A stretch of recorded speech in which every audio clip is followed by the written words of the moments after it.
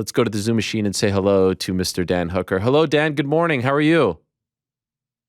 Good morning, mate. Long time no see. Good to Yes. be back. Yes, it's great to be back. And I love that art behind you. That's tremendous stuff. That's from your daughter?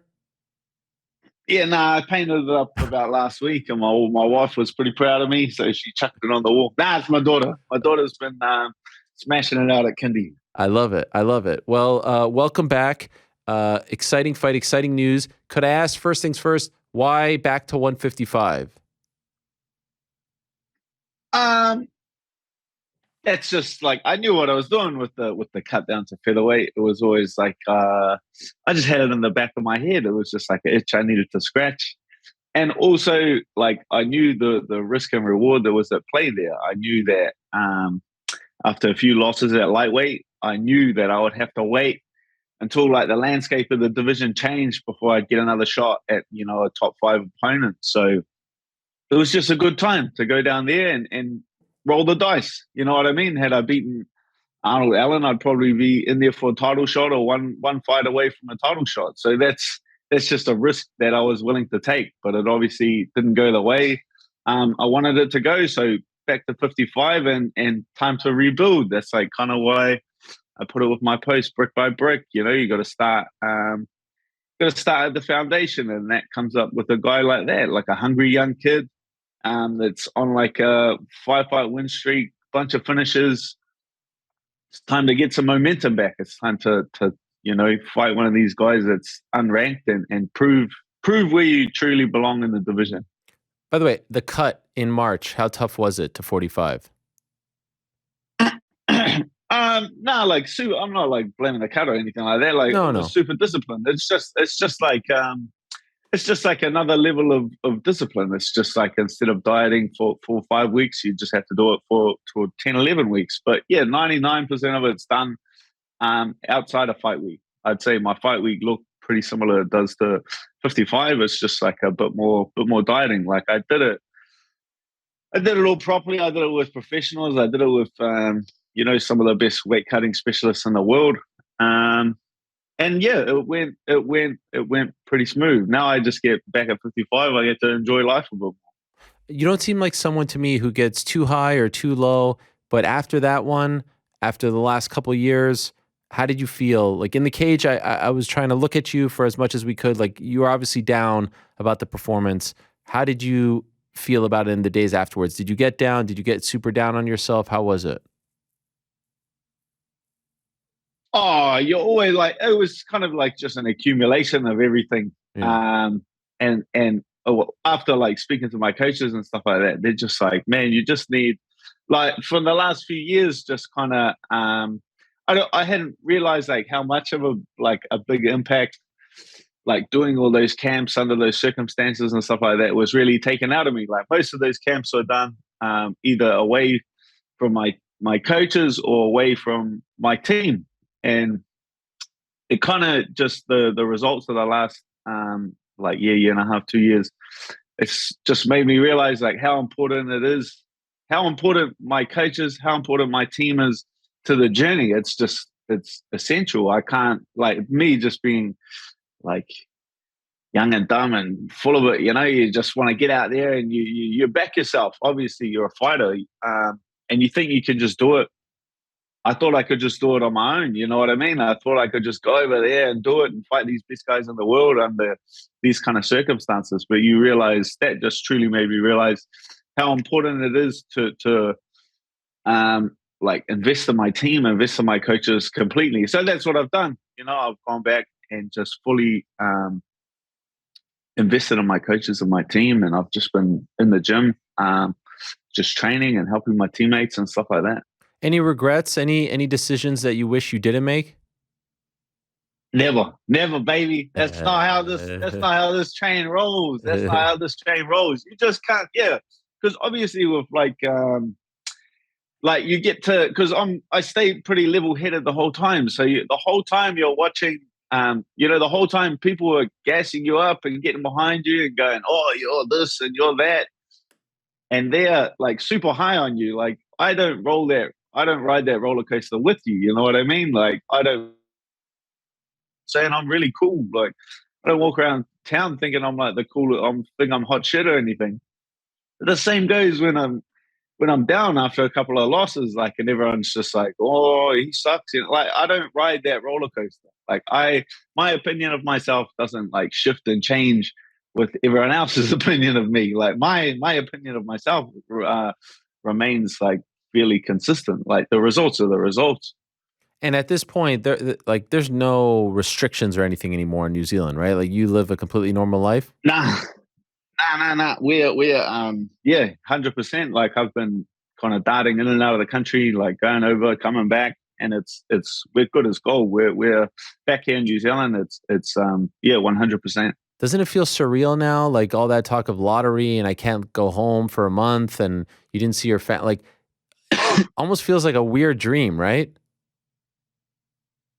Yeah, it was a pretty like it's a pretty crazy ride, but definitely yeah, like you can't say you go out and you regret any of those decisions. Like most people here in New Zealand were stuck inside their houses for 2 years. You know Yeah. what I mean? And I was out there getting after it, fighting the best guys in the world, and making a very comfortable life for my family. Like it's you can't regret anything like that. Like I went through all that hardship and all those difficult times, but again, it just adds to the person you are, and the life lessons are just invaluable in the long run. So you're fighting on this card on November 12th against Claudio, but recently you were quite vocal about wanting to fight Tony Ferguson. Ultimately, they went with Ferguson versus Li Jingliang on September 10th at 170. Why did you want to fight Ferguson so much? That's just like a big fight for both of us. And kind of because now I used to manage myself, but now I've like passed that off to a team piece management, which is um, essentially my coach Eugene Bierman and Ash, and I let them handle everything now. So I've been chewing at the bit to fight since like August. So once they said, Tony Ferguson's a good fight, and I said, can I get after it? And he's like, they gave me the green light to try and get that fight, or try and get after that fight. So it's not necessarily like I was holding my breath, like wasn't like dying to fight Tony Ferguson. I was just dying to fight absolutely anyone since August. So that's a long time for me to wait. And I feel like me in the past, like if it was me managing myself, I would have been there. Yeah, in August, and perhaps like not under the best circumstances, man. Like me then to now, like just like to fire. Like I'd say this is the longest time off between fights that I've ever had. I think in my life. So I am just absolutely chomping at the bit to get back in there. I want to ask you about that in a moment, but I think the management thing is super interesting. First of all, think the world of Ash and Eugene and what they've done with the likes of Izzy, along obviously with the Paradigm guys, but Volkanovski and Kai Car France and so many. It always seemed like a natural for you to be with them, right? But you were actually quite vocal about not having management. I remember you put up a poll one time about managers, and you've talked about this. Why did you feel now like it was best for you to actually have representation again? It's like comes back to that thing. Like you just have to like invest in your team. 100%. Like it's just me just being young and bullheadish and thinking I can just do it myself. And you just come to the realization that you that you can't. Like it makes so much sense now, but yeah, like so just having them take care of everything as has lifted like a lot of weight off my shoulders as well. Like I don't have to go in there and think about anything, or like I just have to show up to the gym, train, eat, sleep, and fight. And they sent through like people asking, "Oh, how did this fight come about with Claudio?" Like I have no idea. Like they sent a name, they sent a contract with a name on it. I didn't even look at the name, and I just signed it. I was like just excited to get out there and fight. So that's like the advantage of it, right? Like, is you just get to focus on just being a fighter and not have to worry about all the like politics and bullshit that goes on behind the scenes. And do you think that maybe some of the decisions you made, I know you don't regret them, but maybe had you had management, do you think they would have steered you in a different direction? Short notice this, 145 that. 1000%. Eugene said no to a lot of the dumb shit that I did. Like it's not even like I knew, oh, you're gonna take this fight and like no coach, you're gonna have no coaches for this fight, no coaches can come. And I was just like he had every bad decision, every poor decision that I made, Eugene advised against every last one of them. Like it's not like he was encouraging these decisions. So it makes a lot of sense in hindsight to have him take care of it. Like, because you see it, like you sit back and you see like how a lot of these other cards are dealt. It's not necessarily the cards that they were dealt, but it's how they play their hand. And I feel like that. I feel like the skill set's there. I feel like everything's there, but I just didn't play my hand the right way around. So coming back around the second time, making a good run, building a strong foundation is I just know how important it is to play your hand the correct way. If a young fighter getting into the UFC right now asked you, should I have a manager or not? What would you say to them? Like one you trust, you know what I mean? There's nothing I love more than getting stuck into these managers. Is having management that's like genuinely going to take care of you. Like Eugene doesn't just sign any man and stuff like that's for our team, you know what I mean? Like he just like a team piece, and Eugene Beerman, like they just look after our core team. It's not like they're just one of these management companies that just has like 300-400 fighters on their resume and they just like throw shit at the wall and see what sticks. Like they're just taking like a cut of your money. They're just like scumbags making making a living off fighters' health. Like those people are the scum of the earth. But yeah, like people that genuinely care for you. You see it like Tim Simpson with Paradigm. Like the guy doesn't sign like every man and his dog. The guy signs like select few fighters that he genuinely believes can be world champions, and you can see the proof is in the pudding. The guy's got like 3 world champions in the last couple of months. Like that's unprecedented. That's a sign of a good manager. It doesn't just sign people for the sake of it. Mm. So how you say chomping at the bit, longest layoff. November 12th is almost 3 months away still. Like it's not tomorrow. It's not. What are you going to do to not overexert yourself, to not burn out before MSG? Like that's the benefit of having my other teammates on the card. Like already got like Israel there. Brad? I want to announce something. No, Brad. That's already out there. That's already out there. That's money. And then I think Carlos just got announced this morning as well. So we got four teammates on the card. So that's like one of the like from my experience, the best things that like Israel is at is like timing his energy for fights. Like he doesn't like I do it like in reverse, where I just go balls to the wall for the start of 12 weeks, and by the time I get to the fight, I'm out of energy, I'm exhausted. You know what I mean? But he like times it very well. Like he peaks at the right time better than anyone I've ever trained with. So it's good to be in the same camp as him. Like I do very well when we're on the same cards or competing like very closely. So I can just like mimic what he does. If he's not pushing yet, maybe it's not time to push yet. And then as we draw to the fight, like he just builds his energy very well. So I'll just be able to just mimic that pretty closely, which is it's a benefit of having one of the best fighters in the world in your training camp. By the way, that footage of him training with you and you're talking smack to him and it really looks like you guys are going full strength, like that he is annoyed at you and you're like, that stuff is fascinating. What is going on over there? How is this happening? That's not sparring. That's what we call like spider. So he's like, and he gave me shit about that video. He's like, what do you mean? He gave me shit about the video. He posted on his YouTube channel. I was like, bro, I didn't have any cameras there. I wasn't filming it.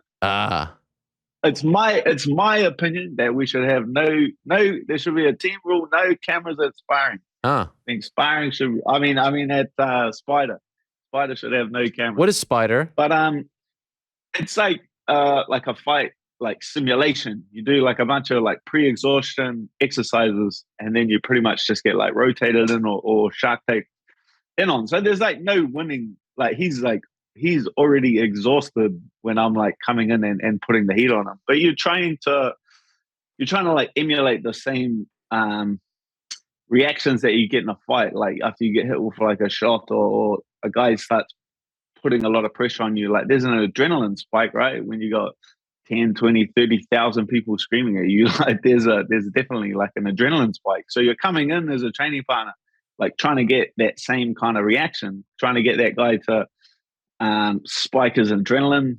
And so he learns better how to like control that. You know what I mean? And it's controlled chaos. You know what I mean? Like it looks serious, and you have a lot of people being like, "Oh, it looks like you guys are going a bit hard and stuff like that." But it's controlled chaos. Like I'm not like a lot of the punches are landing on the shoulder with an open hand and stuff like that. Like it's very yeah, like it takes a lot of skill to like be able to emulate that kind of intensity without hurting anyone, without like doing any damage to your training partners. Like that is although it looks pretty intense, like it's not. Like I've got that on the book. I've never hurt anyone at Spider. But what about the trash talk? The trash talk is very entertaining. Why do you do that? That's just I was surprised by that as well. Like that I got under the skin that day. Like I just had my little go.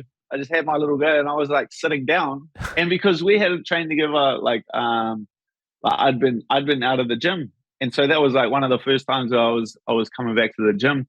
And I had my little go, and I was sitting out, and then he just starts like trying, like it was his rest. Like you only get like 1 minute rest between rounds because he'll do like what 5 minute rounds. So he's got like 1 minute rest, and he starts like flapping his gums at me, and I was just like, if he wants to use his rest time to talk shit, I was like, I am gonna burn daylight here. So I got back in. I was trying to waste like his rest time as well, because obviously you only get a minute to recover. You spend 45 seconds of your minute arguing with someone, like you only got 15 seconds to recover. Like that's gonna work better for me in the long run because he's gonna get more tired.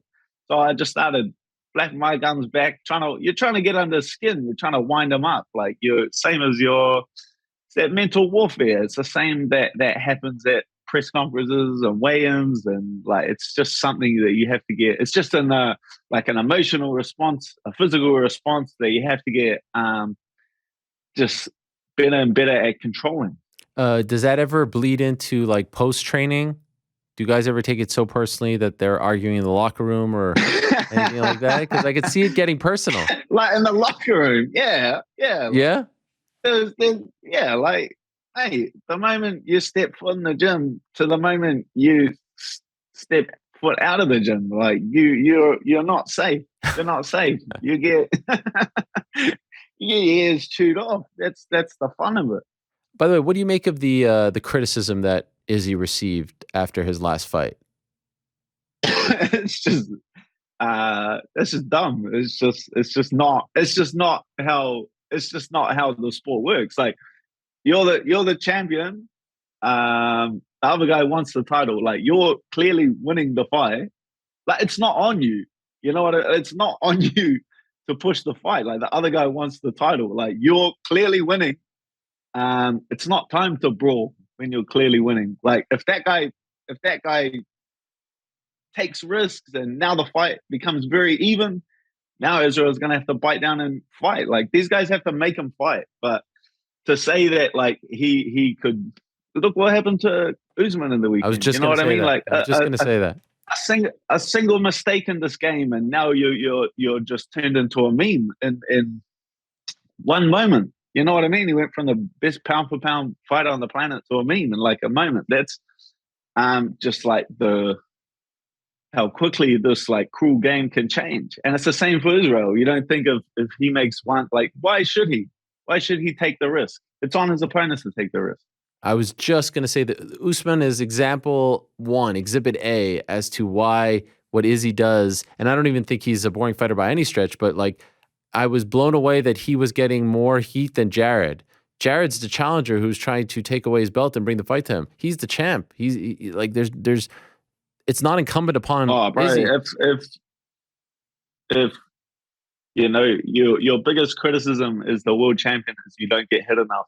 That's like Right. that's you don't know how silly that sounds until you lose the title, like until you take a silly risk and lose the title. Like it just sounds it they sound dumb when they say it. Like that's But by the way, Islam Makhachev, if he wins and Alex moves up, he clearly wants to move up. How do you think he would fare? I would imagine you feel. I mean, Islam better than most, right? You were in there with him. How do you think Alex would do? yeah, it's a good fight. That's a good fight. That's a winnable fight. For Alex, he's a small nuggety dude. That's a difficult guy to drag to the floor. You know what I mean? Yeah. He's already close to the ground. He's pretty hard to get on there. What was that? A nuggety dude? Nuggety dude, like Yeah, I see built that. like a brick, built like a brick shit house. So last 3 years, I've been championing the Leon Edwards cause because I felt like he was being overlooked. He was being crapped on. People weren't giving him a chance, and look what happened. My next project, I think, might be at 145 Arnold Allen because I feel like people don't give him the respect that he deserves, and part of that is his doing. He doesn't fight enough. What could you say about Arnold that maybe people aren't like you? You were there, right? The guy's really good, right? And no one talks about him as a future title contender. Were you impressed by him? Um, yeah, like you gotta. It's difficult. You can't like go walk around like telling people how to live their lives. You know what I mean? Yeah, They're gonna do like he's gonna do what he was gonna do. Like he's gonna. It's just his personality, but just call for it. Like if that left hook would have stayed on his chin and he would have stayed on his back, like I would be fighting for a title. You know what I mean? Like yeah, he's saying, I heard him come out and say like, oh, after my last win, I'm not getting the respect I'm deserved. Now people are saying Dan Hooker's washed and Dan Hooker's this and Dan. It's like, brother, like just if you got out there and just said it with your chest, I'm next. I get a title shot. I'll fight whoever. Then people will give you what what you asked for. But I haven't like for mine, I didn't hear him ask for anything after that fight. I heard him, I'm gonna fight probably before he fights. And he knocked me out. Like that doesn't make any sense. that's a valuable point. It's a very valuable. You got to be loud in this game, right? You have to squeaky wheel gets the grease. That's what Volkan's doing now. You took the words out my mouth. There it is. There it is. And by the way, you don't listen to that talk, right? Dan is washed, this and that. I mean, like a year ago, exactly this time, everyone's on your what? It's just MMA fans. It's just Yeah. MMA fans, brother. You lose one, and then you hear the grumbling. You lose two. Oh man, this guy's done. This guy's done. I don't know what. I don't know what. I don't know what these people think. You know, they're just not. They're just not cut out of what I'm cut out of. You know, I'm cut out of liver. These are the kind of blokes that the shoelaces come untied. They throw their shoes in the rubbish bin. You know what I mean? These are the kind of guys that trip over on the way to work and quit their job. Like it doesn't. I don't know. These blokes quit too easy. You gotta hang in there a bit longer. It's this is the sport I love. I'm passionate about. I don't want to spend my time doing anything else. I love this. I love this game. I love combat. I love fighting. I don't wanna do anything else. One last thing, you posted this picture and quote on your Instagram recently about MJ. Quote from MJ from The Last Dance. That's when we heard about it. That's the sign of a good man. If you can talk shit when it's even score, talk shit when you're behind score. When you're ahead, it's easy to talk. And he was talking. I think they were down 1 or 2 games, and people were talking shit. And he's like, "All right, now you're talking, but like, that's not the time to do it." Why did you post that? What are you referring to when you posted that? It's just like a very cool quote because it's true. It's true. It's easy. It's easy to once it's all said and done to say, oh yeah, I was always gonna do that, blah blah blah. But when it's no score, like that's when I'll chime at the start. You know what I mean? Like I'll get my lungs going at the start of the fight. Like shoot your shot, call your shot. That's why I get, you get what you ask for when you ask for it. You know what I mean? Like before the fight, you say who you're gonna fight next. You say this. You set it up. So then when you get across the line, like it's all said and done. But yeah, it's just easy to talk. It's easy to talk after the win. It's just a bit of fun. Well, it's great to see you back. Big opportunity for you. Big stage, Madison Square Garden. That's pretty damn cool. I remember you were in New York. Was it this past winter or was it 2 winters ago? Time is flying. Yeah, no, I was there in December. Yeah. I was in New York. And don't you have family around here? Yeah, I do. They're coming to the fight. Oh, My wife's family. So yeah, no, they're coming to the fight. My wife's coming. It's going to be a good trip. legendary. Good luck in training. Thank you for doing this in the morning, as always, Dan. Appreciate you very much. And I wish you the best as you prepare for this fight. Thank you, mate. All right. Appreciate it. Good to talk to you as always. There he is, Dan Hooker, Hangman, joining us.